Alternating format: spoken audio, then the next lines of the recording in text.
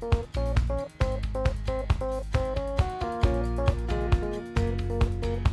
guys, and welcome to episode 4 of OAKS Online. I'm Alice. And I'm Hannah. I'm not Hannah. And I'm not Alice. There you go, you've got it sorted. Perfect. So, episode 4.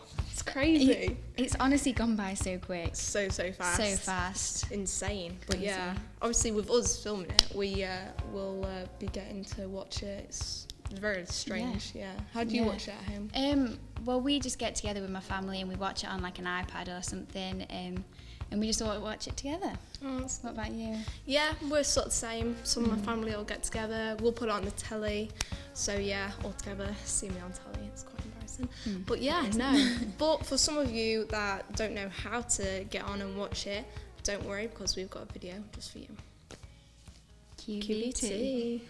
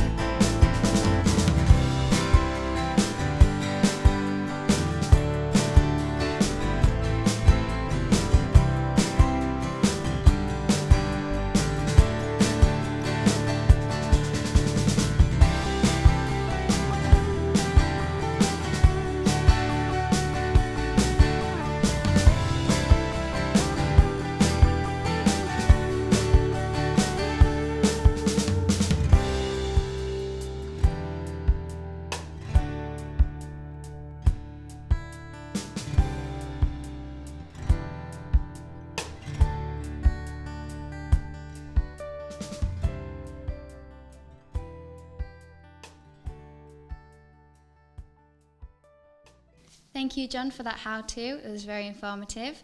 We've got a lot coming up this autumn. Yeah, that includes celebration meetings, impact Sundays, but don't worry, because Emma, Gwen and John are going to tell you all about it now. QVT.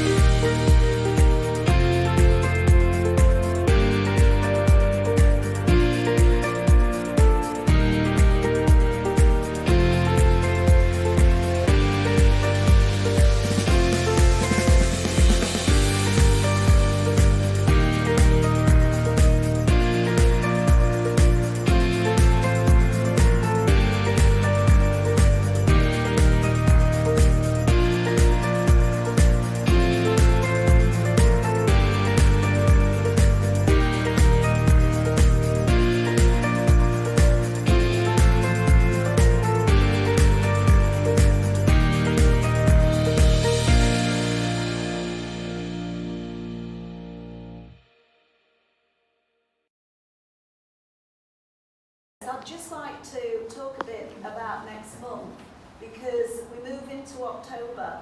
That means it's going to be colder, doesn't it? Somebody likes it to be a bit warmer. But we have our celebration and impact Sundays. And the impact Sunday is on the 17th. I've got that right, haven't I? Yeah.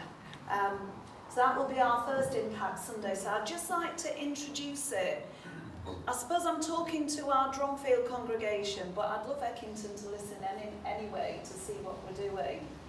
And we're going to have a theme for our Impact Sunday, which is going to be being good stewards of the environment.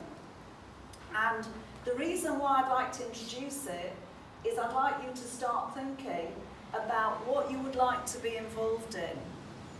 And we've got 3 things that you might like to be involved in. And, you know, I hope there's going to be like an anticipation and an expectation of, you know, what's going to happen, but how God's going to be there and how God's going to be working.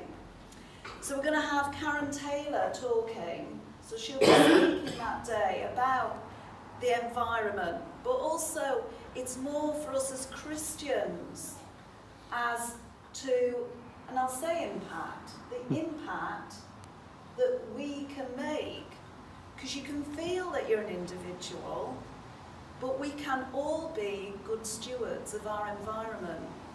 And also, you know, as Christians, how we can bring about an impact. So Karen's going to be talking to us, and then there's going to be teams going out litter picking. Now, it's interesting, so as I talk to people, some people go, yeah, I'm up for that, that's what I want to do. Or, you won't find me doing that. So, you know, there's going to be a mix of things. Sandy's smiling at me there. Because we have had a conversation, haven't we, Sandy? And, you know, it'll, anyway, so we've got the litter picking. We want you to start thinking about how you might be involved in these things. And going out litter picking, we'll be in small groups, but we'll be engaging, I hope, with our community. I think Emma's talking about high-vis vests, so we'll be quite visible. And looking for opportunities to be able to share and maybe to show our community what we're doing. And then we've also got an activity, and it's going to be involving plastic bags. So what I'd like to say is, I'm sure you've got plastic bags lurking even now, and we will be creating with plastic bags, and I'm going to leave it there. Well, I wasn't there on Sunday, and neither were you. No. So, but quite ironic that we're giving the notice. Yeah, but because I'm an editor, I get the advance copies of the videos, and I've seen Gwen's video on what's happening on the Impact Sunday that's coming up in October. So we've got a few questions we just thought we'd You're going to ask try me? and explain. Yeah, because Okay. you're the core team and you're on Dronfield leadership team. In fact, I ought to be on my knees bowing to you now. Hey, what are you on about? No, I suppose it's hard to portray it all in one video as well, isn't it? Yeah. So I think Gwen said it on Sunday, but I'll have a go at explaining. So the Impact Sunday this time is an environmental Sunday. We thought, what a better way to kick off on the first one, but with an Impact Sunday on the environment, on how to be good stewards, because it's something that's really important. And there's a lot of people in our church particularly that are quite passionate about this. So that was kind of the idea we came up with. So just to say, if you have no idea what I'm talking about when I say Impact Sundays, we've undergone a lot of change in the Oaks, as so have many churches, what with COVID. And we wanted to kind of shift the focus a bit onto external, how to serve our communities well. So this is happening across both Dronfield and Eckerton, but it'll look quite different at both, because obviously they're different congregations, aren't they? So this is all about this today will only be about the Dronfield one, it's not the Eckerton one, if that makes sense. But basically, we want to just make it more accessible for everyone as well, because we all learn in different ways, don't we? So traditionally in church, you would come, you would sit down and you would listen to someone at the front, and for some people that is a great way of receiving information, but for others not so much. We might be more of a hands-on person. We might just want to get stuck in, or we might want to still, like I said, listen to someone at the front. So DLT came up with the idea to just have 3 different options on that Sunday. Oh, that's a good idea. So we've got the going out, which is going to be a litter pick this time. Okay. Not necessarily going to have 3 set options each time, not necessarily going out because the weather might be terrible, but hopefully it'll be okay. If not, bring your coat. So yeah, a litter pick. The craft, which is going to be usually something, if we're doing a craft, will be to hopefully give away. And yeah, like you said, it's going to be repurposing some plastic. So I'm not a crafty person. I quite enjoy crafts, but Gwen is Depends the one. how you find crafty. What is this, John? Yeah. Just saying. So Gwen's going to be doing that, so that's going to be good, because Gwen's good at craft, isn't she?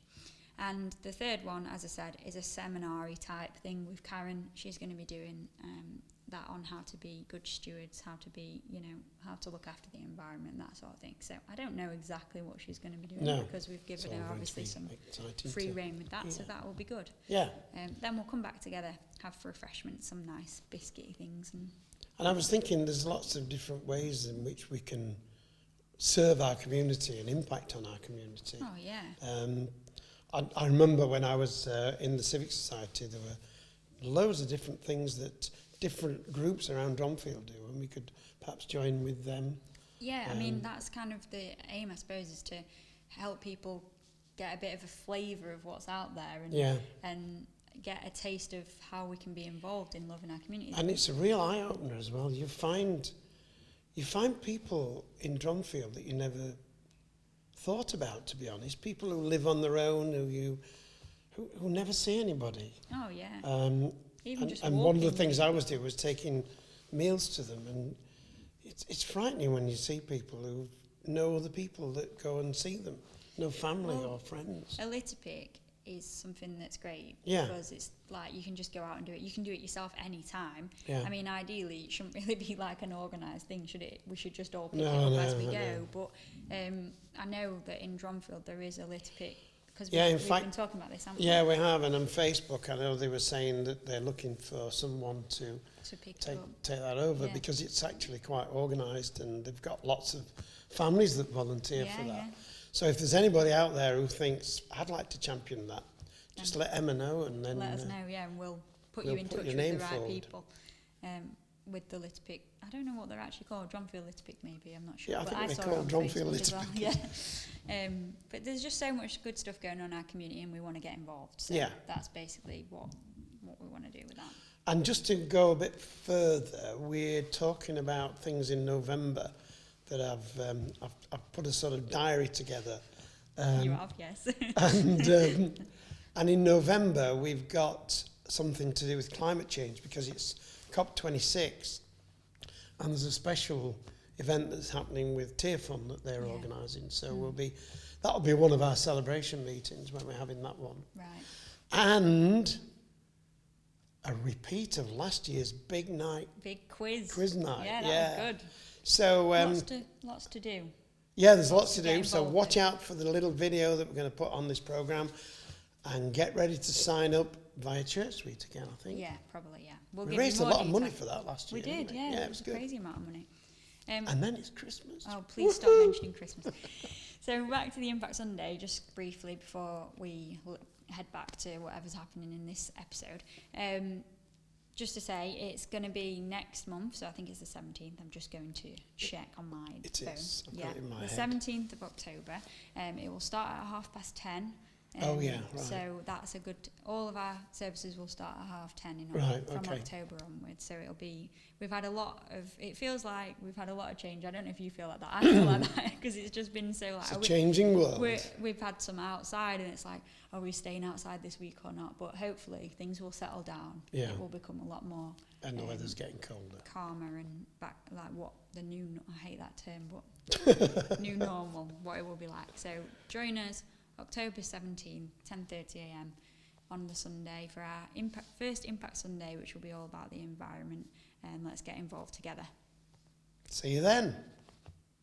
Thank you for that. I'm really looking forward to that Sunday. So now for the hot topic, which is, what did Jesus say about forgiveness?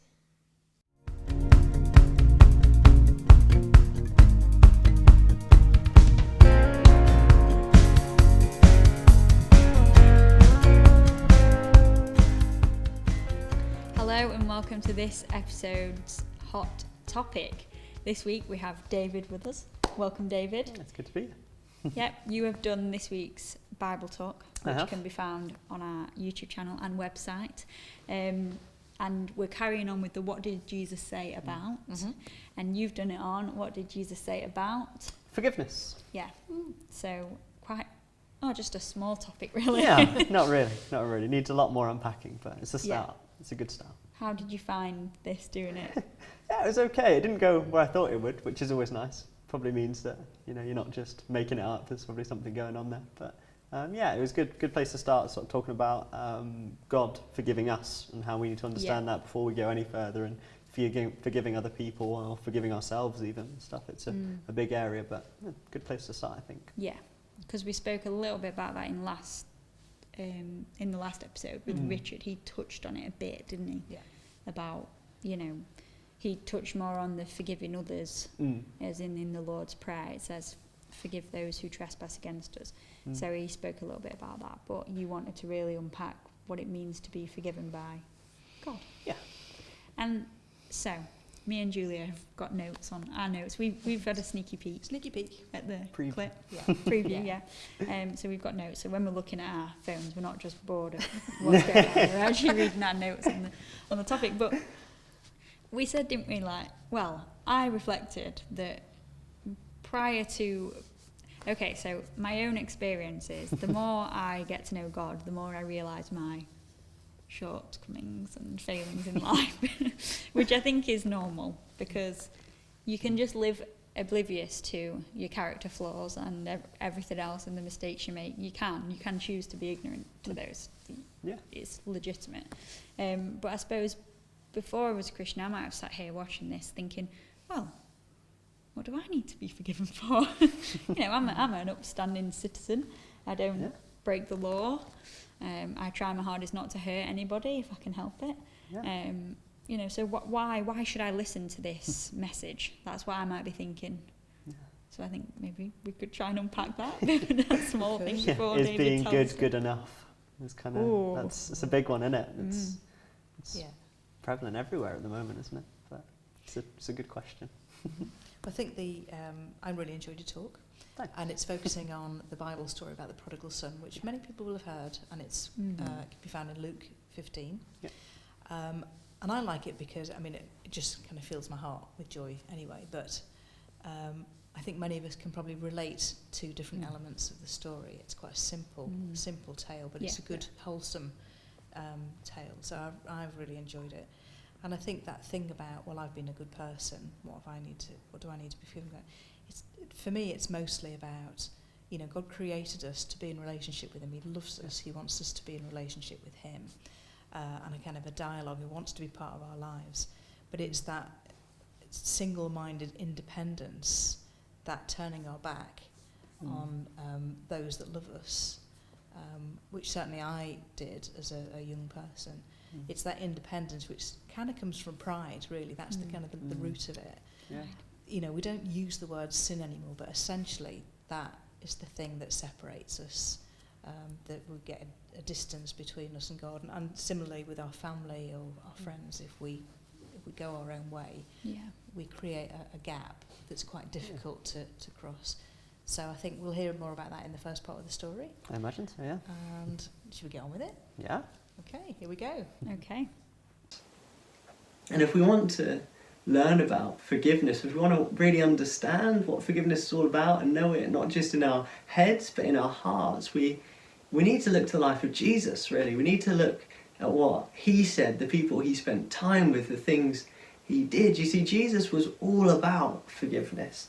Everything he did while he was on earth was about bringing us back into relationship with God, bringing us back into right relationship with him. And he spent time with people that no one would have thought was worthy of his time. He spent time with people that weren't worth the salt in the land. They weren't anyone, no one cared about these people.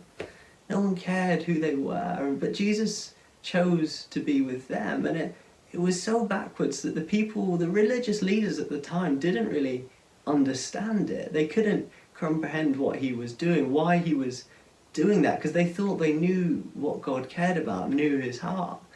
But Jesus came to give a fresh understanding on it.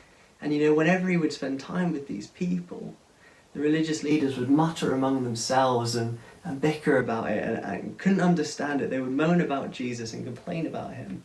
So one day he decided to tell a story that would try to help them understand, and try to help them understand why forgiveness was so important, why he cared about these people so much. And it goes something like this. He tells the story of a father who owned a huge plot of land, a big farm and estate.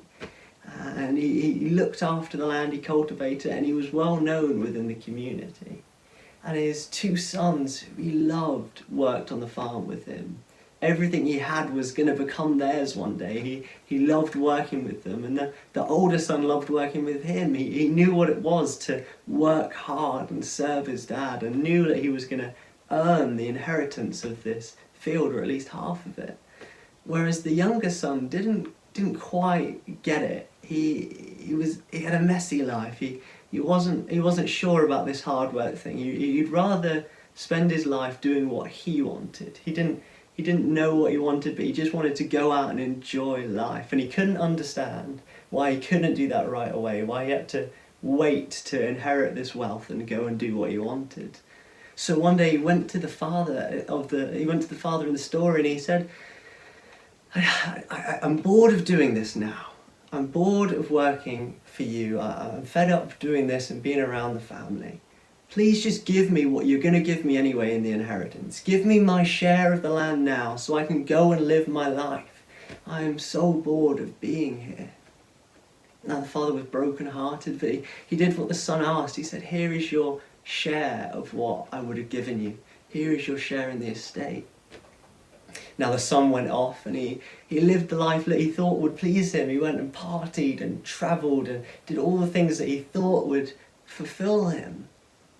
But at the same time, on his travels, the land that he was in hit a famine. A big drought caused the crops to not yield as much fruit as they would do. And as things got harder in the land and the famine set in, the prices of crops went up, and the people were less able to party. And he realised that the wealth that he once had was going down and down, and he was becoming poorer and poorer. And so he didn't know what to do, and he looked around for a new way to raise some money, and he found a stranger, and he said, I need some work. I'm running out of money. Can I come and work for you? So he finds himself working on this stranger's farm in a distant land, and he's at the bottom of the barrel. He's scraping low, he's hungry, he's starving, and he's working on a pig farm, feeding these pigs. And one afternoon he reached the point where he's so hungry, he looks at the food that he's throwing out, the slop that the pigs eat, and he says, God, it would be better for me to eat that than to be in this state. It would be better for me to sit with these pigs and eat what they eat than to be in the state that I'm in now. And he sat there in the pig pen in the muck, and he thought back over the choices that got him to this place. He pondered what was happening with his father and his estate, and he realised that he had so many workers there, and he treated those workers so much better than the son was experiencing life right now. It would be better for him to be a worker on his father's estate, a servant under him, not a son, than to live life the way he was experiencing it then. Excellent first half of the story. So he's done the dirty deed. He's effectively told his dad that he wishes he was dead. Yeah, the equivalent of. Yeah, by demanding his inheritance, which is kind of a hard thing to do, but also in that culture, well, any culture, but particularly that culture, really shameful for the family. Incredible. For that to have happened, and so hurtful. Anyway, he's taken his money, he's galloped off to have fun times and party times, and gradually things go pear-shaped because not everything's in his control. Depending on what versions you read as well, I feel like you're embellishing the story to make us feel immersed into it, which I think you did really well.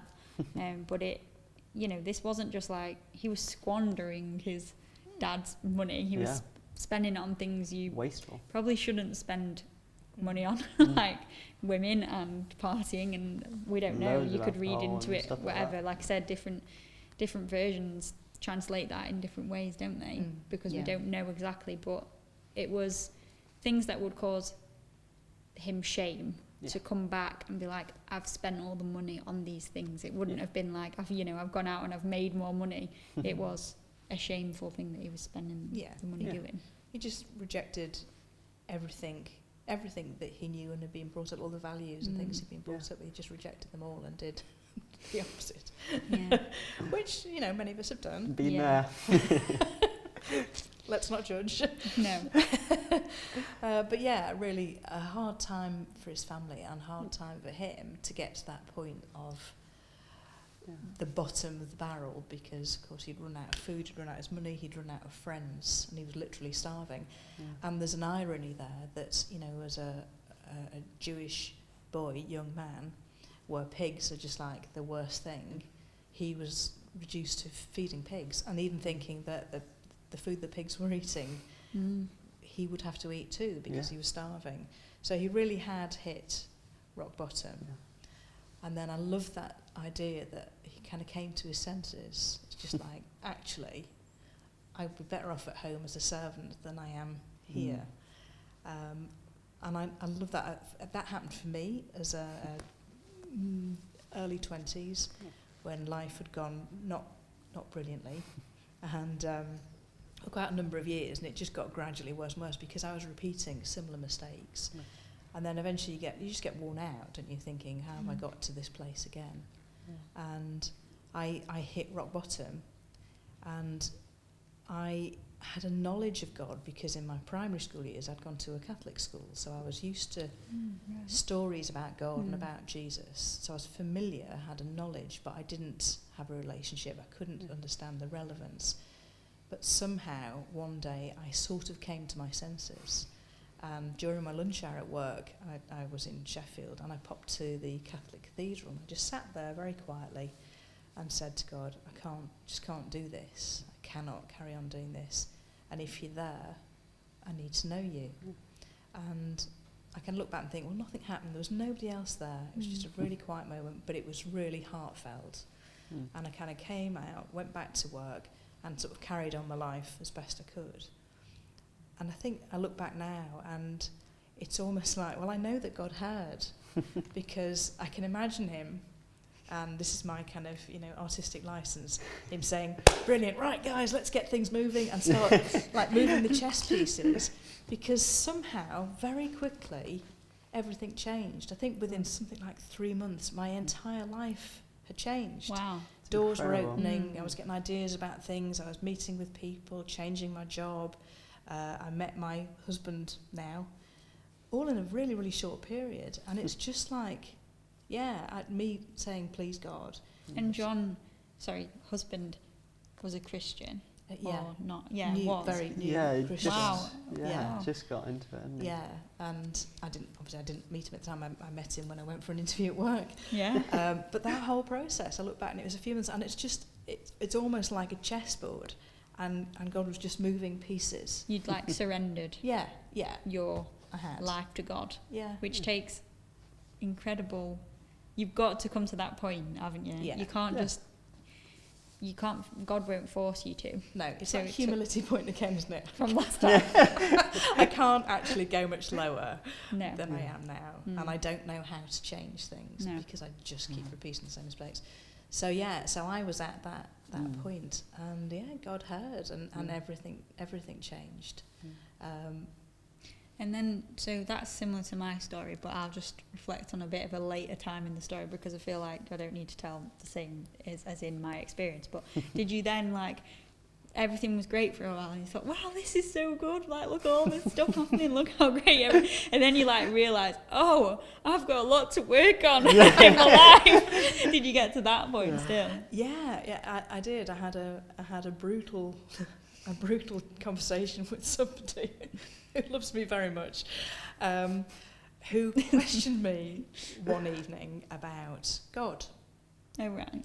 And we were out for dinner, and he basically said, where are you with God?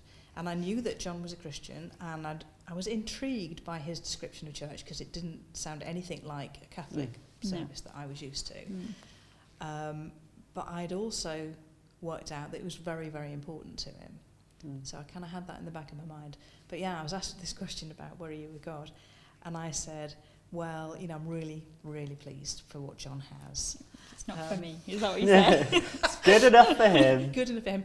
But I've got a new job, I've got a new house, I'm really happy, and I've got a new sort of guy in my life, so all's well. I don't need him. Yeah. How short is our memory? Like 3 months, Yeah. it had gone. Because I was just swept up in the so much had changed and everything was good. Yeah. Shall I tell you what he said to me? Shall I? I think go for it. Go Yeah, for it. be vulnerable. We're Okay. vulnerable on the sofa, This is seriously aren't we? vulnerable. Safe space. He said to me, well, I feel really sorry for you. Which is like, oh. And I was a little bit taken aback. But I have to say, I'd had a lot worse said to me by different people over that past. So in a sense, it was like, well, what's so bad about that? I suppose it was compassion that you probably weren't expecting, because people don't just be that real. They would probably just be like, okay, not, get on with it. I feel sorry for you. But honestly, I just about held it all together until we left, and then I cried for about 2 hours. It was just like... It just hit you. It just hit me. It's just, and it was almost like he knows that even though I've got this really snazzy suit on and I've got a great job and great house, that actually I'm still the same person that I was. He really knows what I'm like. And it took 2 hours of driving around with the windows open because I was just hysterical. And John then sitting and saying, well, when I finally was able to say this is what had happened, John said, well, sometimes God speaks through people. And it was funny because it was like, oh, well, that's fine then. And I was able to take that away and think, okay, what was that about? But yeah, that was the start of my well, I crazy I journey. think what you just said though has brought me to. I've written this down that when you did the story, you spoke about the son wanting to be a servant now. So he's gone away. He's tried things his own way and it hasn't worked out. And he's thought, well, the servants at home get it better than I do. I may as well be a servant. Yeah. And I've written down that, like you said, that you thought, well, everything's going well in my life, so why do I need God? Which I think genuinely a lot of people feel like that. That wasn't my experience. I hit rock bottom and then I just stayed at rock bottom for a while. May still be at rock bottom. Depends what day you get me on. But I've written that sometimes the view of becoming a Christian is sometimes like the view of the son becoming the servant. People can think that you're going to have to give up all the good fun stuff in your life. Like you might have to, you can't have that suit, or you can't have that, or you described what you thought you had well in your life. And the son was like, well, it's better to just be a servant. And that's sometimes the view we have of God, that he'll just want us to do this to please him and live the right life. And you touched on it earlier about being good, and it sounds like you were trying to be good and do all the right things. But it's not the point, is it? We can miss the point, and I feel like the son at this point has missed the point. We're at the end of the story because you're going to touch more on it. But would you say that's a fair assessment? He didn't even think being a son was on the cards anymore. Like he'd given up on the hope of being a son again. Like he thought that ship had long sailed. And I remember, my experience is slightly different to you guys. I've hit rock bottoms at different points in my life, but I always grew up in church sort of thing. So I was very much of the same mindset of the son, that it's about obeying the rules and doing the right thing. And when you mess up, you mess up. That's kind of it. Like you've made your bed, lie in it, kind of thing. I'd had an idea of forgiveness and that God could do it, but for me, that's a bit of a stretch for what I've done. That's a bit of a stretch, because I've ran quite a far away. I've gone to the pig farm and a bit further, and then the next valley and the next town. I'd gone on a long wander, but it wasn't until I experienced forgiveness, like real forgiveness, going, God, I've done these things and I don't know what I can do. Only you can fix this. Only when I'm really honest about this and say, look, this is actually how I feel about myself. This is really how when I look in the mirror, this is what I feel. This is what I'm experiencing, stuff like that. It was only then that he could go, yeah, but I can sweep you up. And we'll hear the rest of the story in a bit. But it really is that moment of God picking you up and going, yeah, I know. I knew when you did it, I knew before you did it, and I knew you're probably going to do it again. But that's okay. I think it can just be so hard for us to grasp this, because it can be quite alien to us. We talked about it. I can't remember what episode that was in. It might have been the second or first one. When we spoke about, you know, can we really change as people? It might have even been the first. I think it was the first one about because there's a saying that, you know, a leopard doesn't change its spots, and you can live under that. You can live under that burden and that lie, and that, you know, you'll never be better than you are right now, or I don't know, you'll never accomplish what you want to accomplish. You know, all those things that can weigh you down. And actually, I think that's why it's so hard for us to grasp this, because we're perhaps not as forgiving as we ought to be as people. So for us to grasp that there is a loving, forgiving God is quite a stretch sometimes. Yeah. Well, I think that, I suppose the things that have always struck me from that period in my life, there were two things that they gradually I reflected on after, and one of them was that my not thinking that I needed God because everything was going well was kind of naive, because actually we're like one step away from catastrophe, aren't we? In some way or other. I don't know. Even the sort of forgiveness thing, I don't think I recognised that I needed forgiving. I think that's where that heartfelt that comment that was made to me confused me so much, because it was just like, oh yeah, actually I'm still the same person inside. And I thought I could hide that with my new house and my new job and what have you. But I didn't understand the concept of forgiveness at all. Well, it didn't kind of enter my head, really. And later on, when we do the hot gospel, there's an image that we use about that. It shows that gap between us and God, because we have a holy God, and he literally can't look upon sin. And that's why we need Jesus to fill that gap. But I didn't understand that. I was the same. I didn't understand that I'd done anything wrong, because really I was a nice person. With questions. And so that was one thing. But the other thing was that comment. It played on my mind, and I struggled with it. And it was like, I came down to thinking, well, I'm never going to go there again, and that'll teach them. Yeah. And gradually I thought, well, who will it teach? Yeah, who's it hurt? Who's it going to hurt? Yeah. Because I knew that church was really important to John. He'd already made that quite clear, and that on a Sunday he was doing church, he wasn't going out with me. And it gradually dawned on me that actually if I didn't go back again, then I probably wouldn't carry on seeing John, because he'd made his priorities. And so then I had to make a choice to come. And I think now that was my first experience of putting forgiveness into action. Wow. Because it wasn't something that I was used to. If somebody hurt you, you paid them back. That's just what you did. Or you never spoke to them again. Or you never spoke to them again. And so the whole thing was a new concept to me. But anyway, we'll let you get on with the second part of the story. That's good. Thank you. You're welcome. So he hatched a plan, and he rehearsed a speech, and he set off back to his father's estate. He thought of so many different ways that he would try and win his father over and just beg him to be a servant. He didn't need to be a son, but just to be a servant, that would be good enough. It would be better than the life he was living now. And as he approached the estate that his father lived in, he stopped at the top of the hill and looked over the land, and he kept walking towards it. And in the distance he saw a man.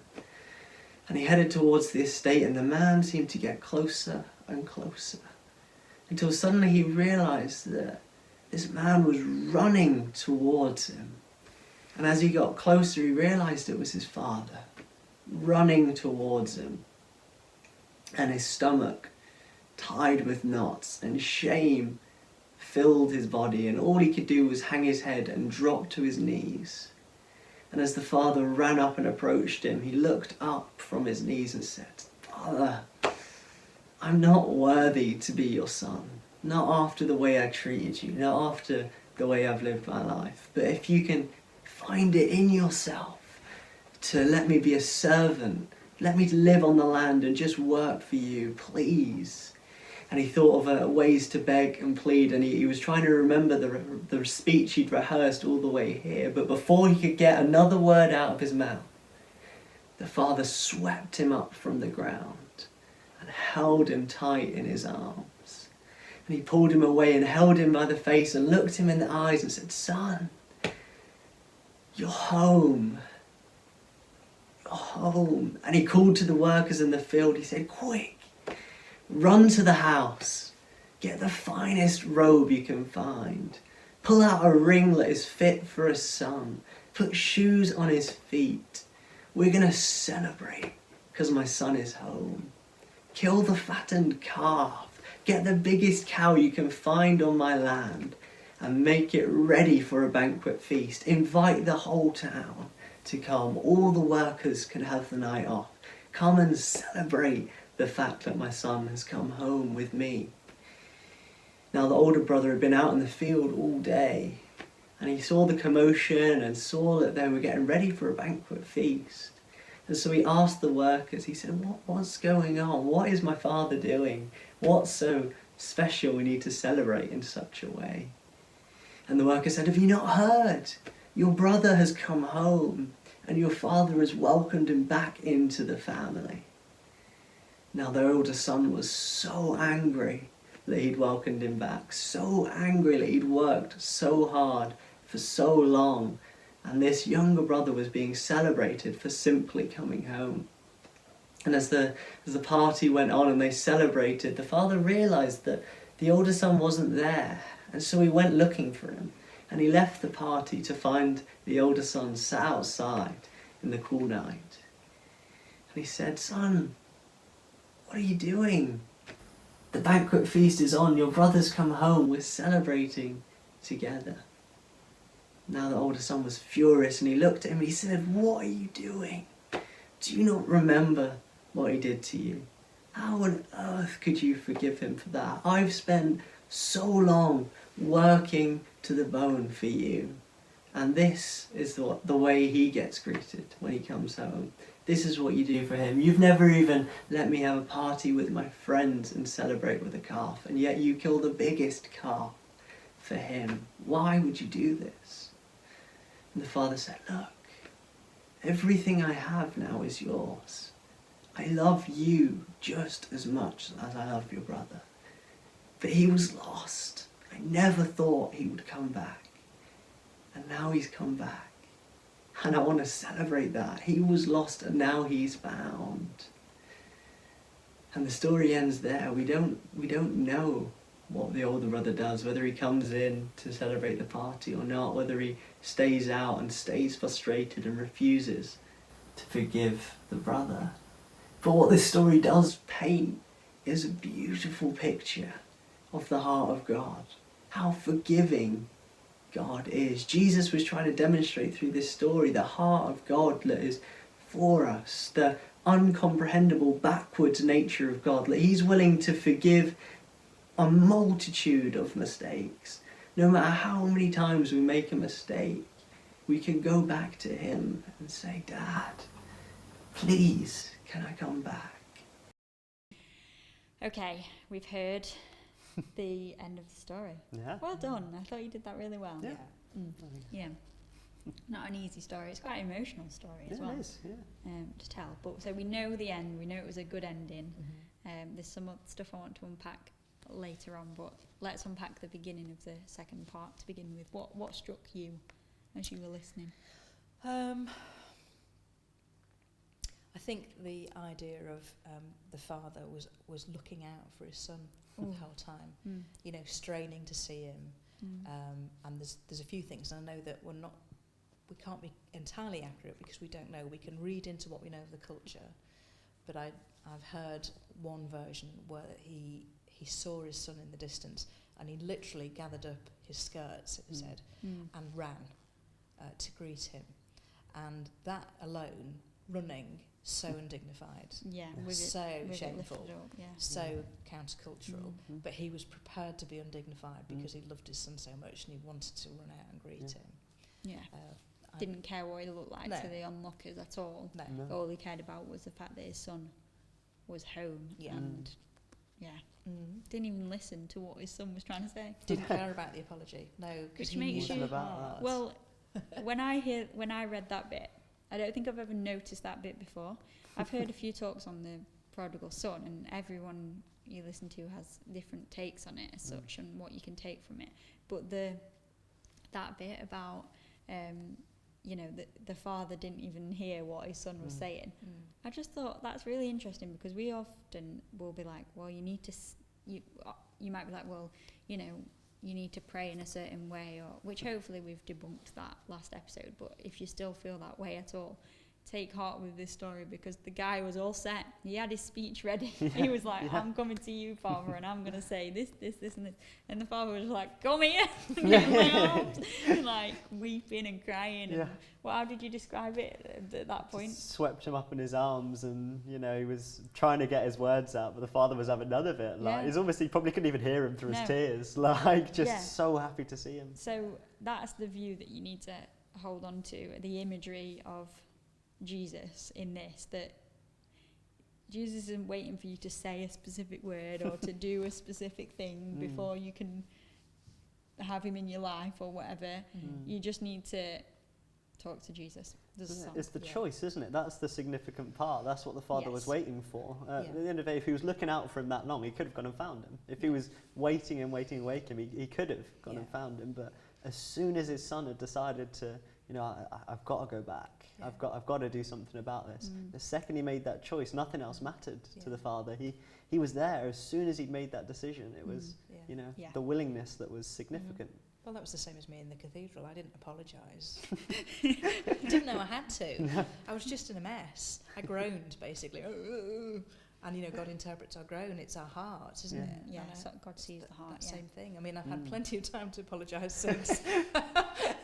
As I've come into the reality of things, but that's what it is like that though. It's like the rose tinted glasses come off, don't they? And you realise, I have got a lot to. Like I have days. I've had a day today. I've made mistakes, and I've been like, it just feels like I'm battling this right now because of like, why does it matter if I make a mistake? I know it doesn't. I know it.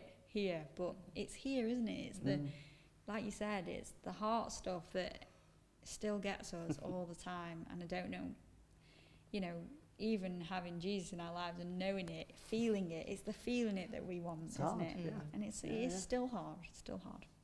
Yeah. But so worth it. Oh. And it's like layers. What's the Shrek?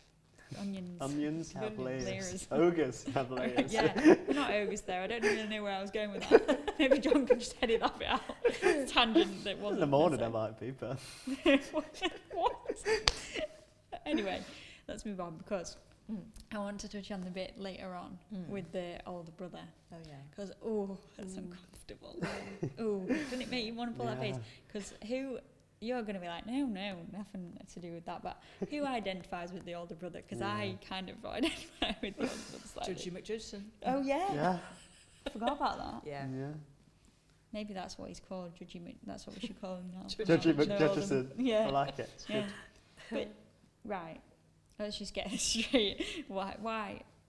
You said why do you identify? Let's go through this. I'll sit here and ask the question. Well, no, it's easy. It's easy once you've made that decision to think, I'm going to get my life sorted and I'll get it on track and stuff like that. And you kind of forget about the other people around you until all of a sudden something goes well for them. And you're like, but I've been trying to do this for a blooming long time. Like I've been really trying to do this. And, it's easy to not celebrate with other people, put it that way.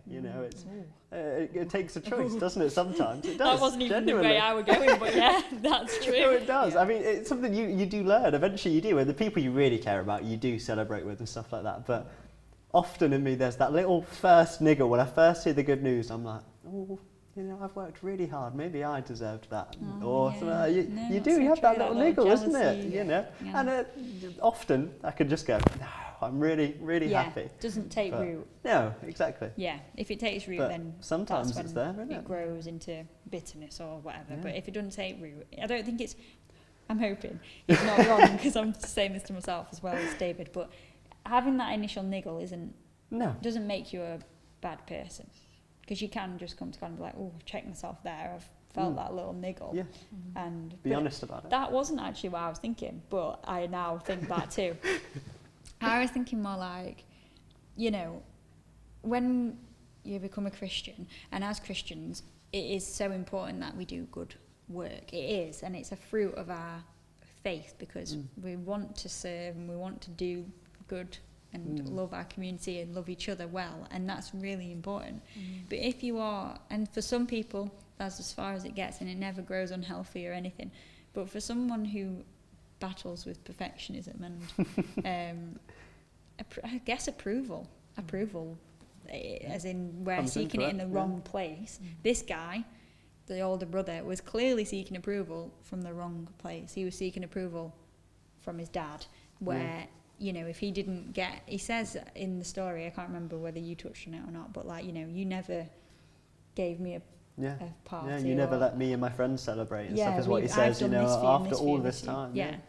And you can easily fall into that if that is how you are in your personality, if that's the way you, especially like, you know, if that's the way you show love is by doing things for people, and then people don't do things for you.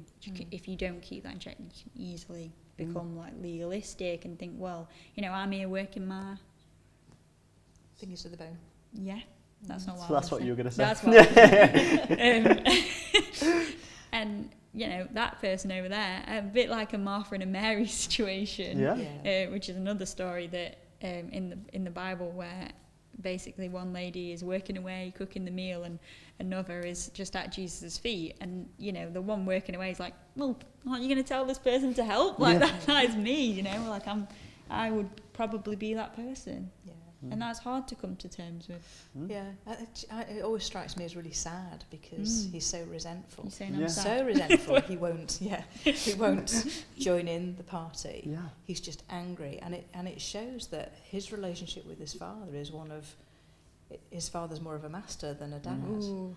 And it's about rules and things not being fair, and that's such a shame, because his dad wants to lavish love on him as well, and he's kind of missed it somehow. It's just like that. So we spoke about the younger brother missing the point, but the elder brother also missed the point. So, and I think, you know, we can all be one or other or both of those brothers at different times in our life. Yeah. And it's that outrageous, lavish grace that we see God pour out at times on ourselves and on others. And sometimes we think it's not fair, because somebody's done something much, much worse. Couldn't possibly, you know, be deserving of forgiveness. But that's the thing about God. He loves us, and he just lavishes us with grace. And sometimes we have to get our head and our heart round. Yeah, and you know, there are, in a sense, it is unfair, because that's kind of the point in a way, that it is unfair because we don't deserve it. You can't earn this. You can't earn the forgiveness. So yes, it is unfair.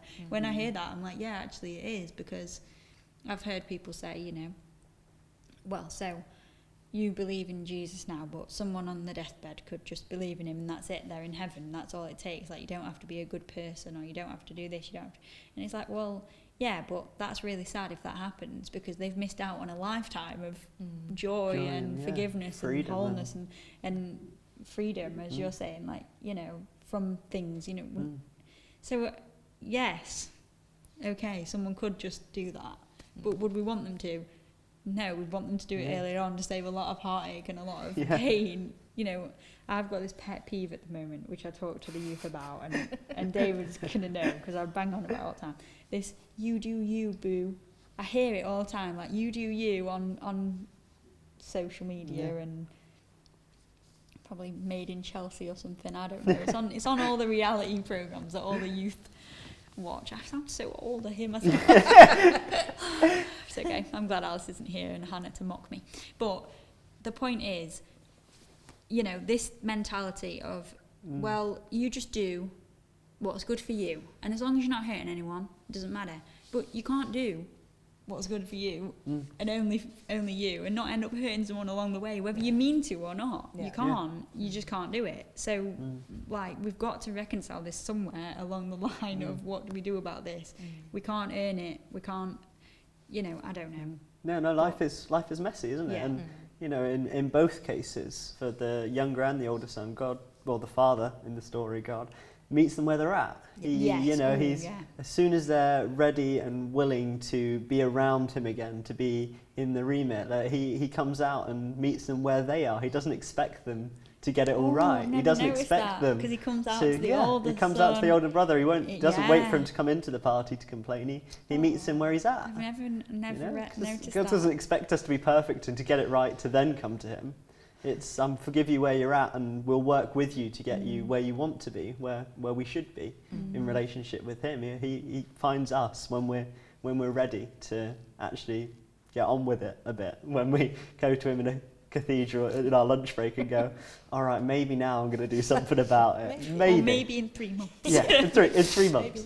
The thing that changed for me, the very first time I came here for a service, it was the kind of the pre-Christmas thing where there were the kids doing dramas and dressed up as angels, and there was all kinds going on. There were modern songs, there were old Christmas carols, and I've always loved Christmas. But the thing that really got me, well, there were two things. One, I walked into this building, it was full of people, all smiling and singing their hearts out, which when I reflected back on any of my kind of, as a child, going to Mass, it wasn't like that at all. It was very different. And they were smiling at me, and they seemed to be enjoying life. So I was kind of hit with this wave of sound and emotion. It was just amazing walking into it. And then I really enjoyed the whole service, and I loved the Christmas carols. But they read from Isaiah about the Virgin conceiving. And suddenly, I can only say it was a revelation, because in a split second, it was like everything I'd ever learned about God and about Jesus, which I could never work out the relevance of it, was suddenly real. And only God could do that. And somebody sort of spotted me at the end who knew John and said, how did you find that? And I just said, I feel like I've come home. Wow. And so that process of my journey, there was no kind of condemnation, there was no having to be ready or perfect or got my life in order or anything like that, or even an acknowledgement that I'd done anything wrong. I was still met with the grace of God. And that was the start of my journey, and that was the start of me understanding that there was a bit of a distance that needed to be rectified, and I needed to acknowledge the stuff that I'd done wrong and say sorry. So somewhere along the line that comes, but not until you feel loved and accepted. Yeah, it has to come first. Yeah, it's the foundation, isn't it? Forgiveness and love and grace comes right at the beginning. No matter where you start in the gospel, you can start anywhere. That's all Jesus came to do. Imagine if we actually lived that out with people as well. I mean, we do try. I'm not saying any of us try to hurt anyone, but what if we actually lived? Imagine if we actually lived that way. That we actually said, before you do anything. I imagine, I'm not a parent, and neither is David, but you are. I imagine that's kind of what it's like when you have a baby, that it's like this little baby. They've not done anything yet, but they're so loved, and then they do things that aren't good when they get older because they're children and they're naughty, and you're still like, oh, but you love them so much still. Yeah. I hope, I'm saying this because I hope this is how my parents go. But you know what I mean? Is that kind of how you would view it, that, no matter what your kid does, in a way, you still can go to your parents. Yeah. You should be able to. Yeah, you might not like your child's behaviour, but you don't stop loving them. No. It's like unconditional, take them back, whatever you want, what's best for them at the time. Yeah. Which is like the father in the story. Yeah. He wouldn't have wanted what his son was doing, but or even the older son, he wouldn't have wanted the older son to feel those feelings because he loved him and tried to communicate that to him, but he didn't receive it very well. Yeah. But one of my favourite bits as well, when you were telling it, was the fact that he had him by the head and was looking him in the eye and smiling at him and saying how much he loved him. And we now know from neuroscience that look of joy and acceptance from somebody is part of our makeup. It's how we learn to love and be accepted and grow in relationships. It's so important that we get that feedback from somebody. And again, that's like when you have a baby, I imagine. Yeah, you just gaze at them. They're just so amazing. Or if you don't have any children like me, dogs. Yeah, I thought that's where you were going to go. I thought that's what you were going to say, but you went baby. Well, I was doing the classic analogy, but that is how I feel about dogs. They just bring so much joy. They do. It's lovely.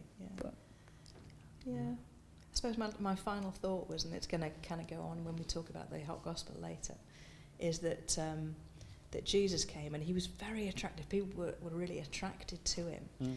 And there's scripture, I think he's talking to Philip at the time, who's saying, oh, can you show us the Father? And he's saying, do you not understand? You've been with me all this time. If you see me, you see the Father. And I just think it's amazing that God, often we have this quite a negative idea of God, particularly if we've had a bad father experience, or we've just read some of the really dodgy Old Testament stories where God seems so fierce and things. But actually his heart is like that in the prodigal son. And through Jesus living as man amongst us, that love, that compassion, that grace, he never condemned anybody, he just loved everybody. That we can see what God is like by looking at the life of Jesus, which is why we're doing these talks, isn't it? So yeah, brilliant. Really enjoyed it. Thank you. No worries. Yeah, I really enjoyed it. Good to have you here as well on the OAKS Online. So, any more thoughts, or is it into the hot gospel? Into the hot gospel. Into the hot gospel.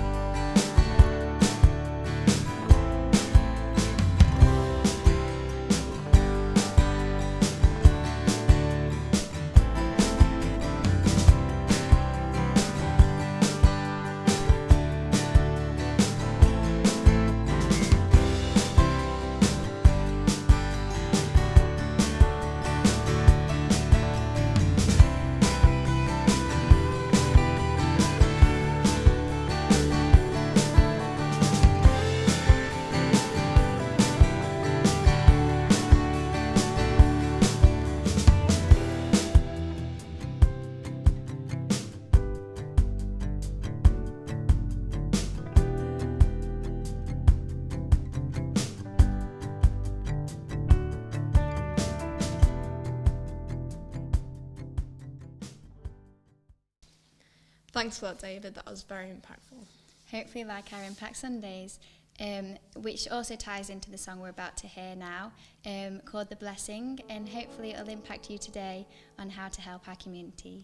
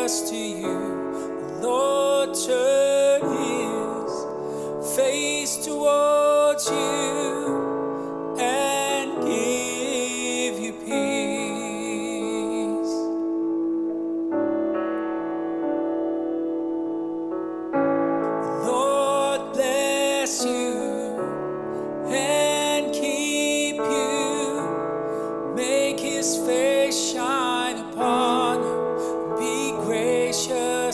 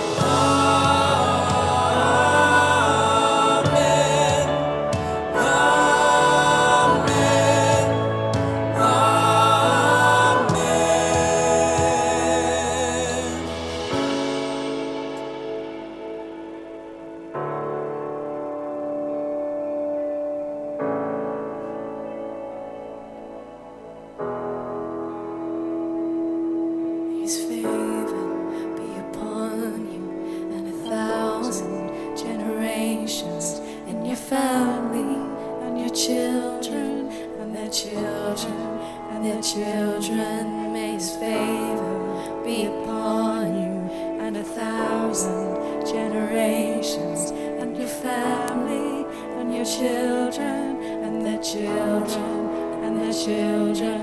May his favor be upon you and 1,000 generations, and your family and your children and their children and their children. May his favor be upon you and 1,000 generations, and your family and your children and their children and their children. May his presence go before you and behind you and beside you, all around you and within you. He is with you, he is with you in the morning, in the evening, in the coming, in the going, in the weeping and rejoicing. He is for you, he is for you, he is for you, he is for you, he is for you, he is for you, he is for you, he is for you, he is for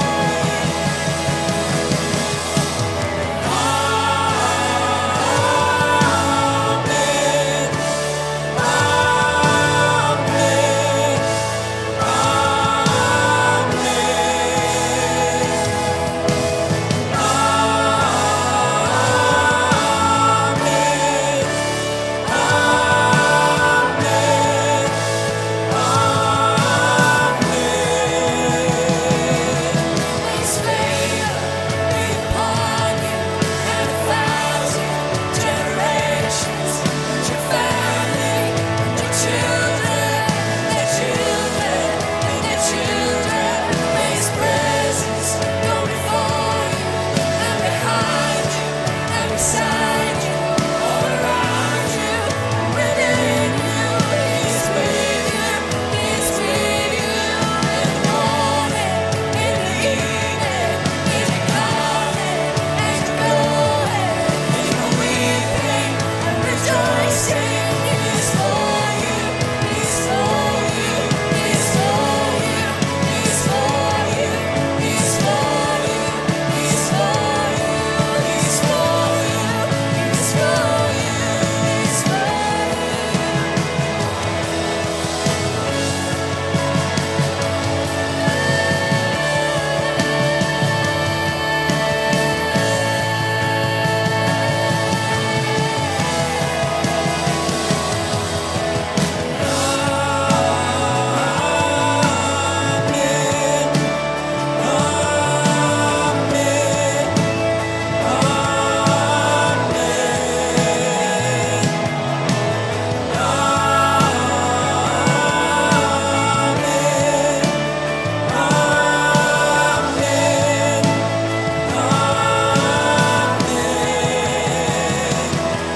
His favor be upon you and 1,000 generations, and your family and your children and their children and their children.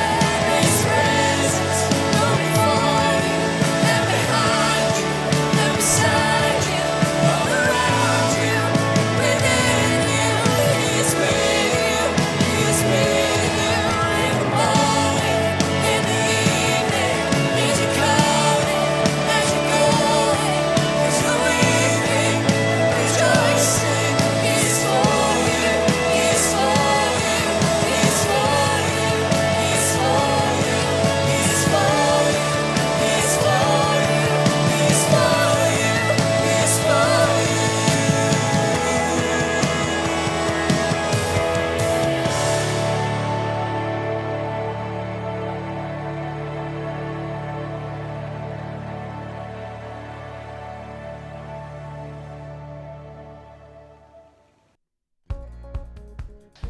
Now, Alice, Oh no, I heard from someone that it's your last week this week, don't make me cry. and we've got a special guest here, Rebecca, who's lounging away.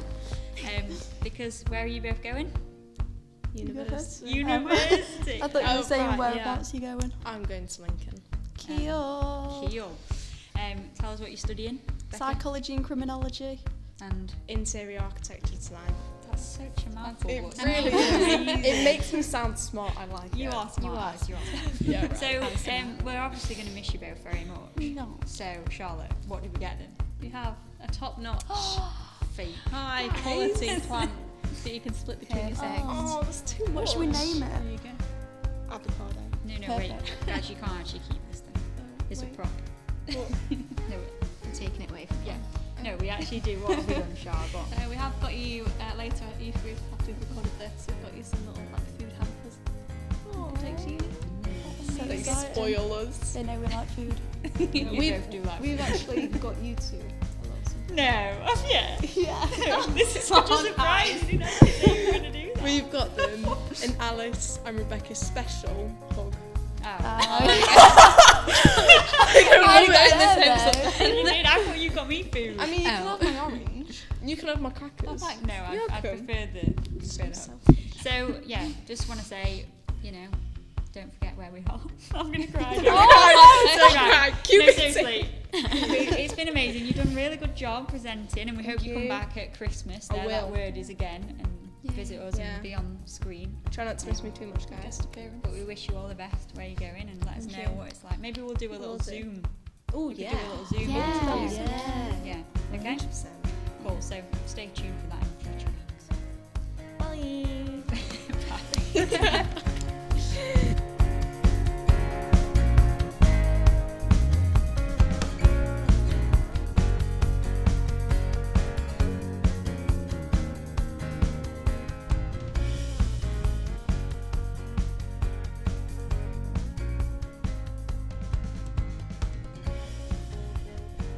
But just before we go, in case John wants any outtakes this week, because I don't know if we have any or not, probably do. But Plenty. David and I are wearing the same jumper, in case nobody has noticed. No, but mine's And- nicer than yours. It's Okay. got pictures on the back.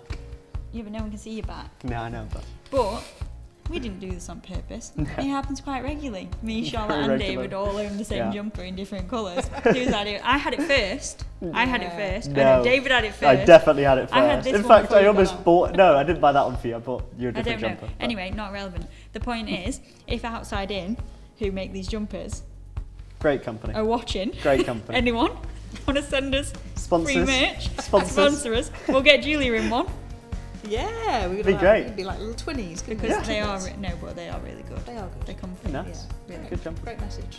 Yeah. Hope, sweet hope. Yeah, but today's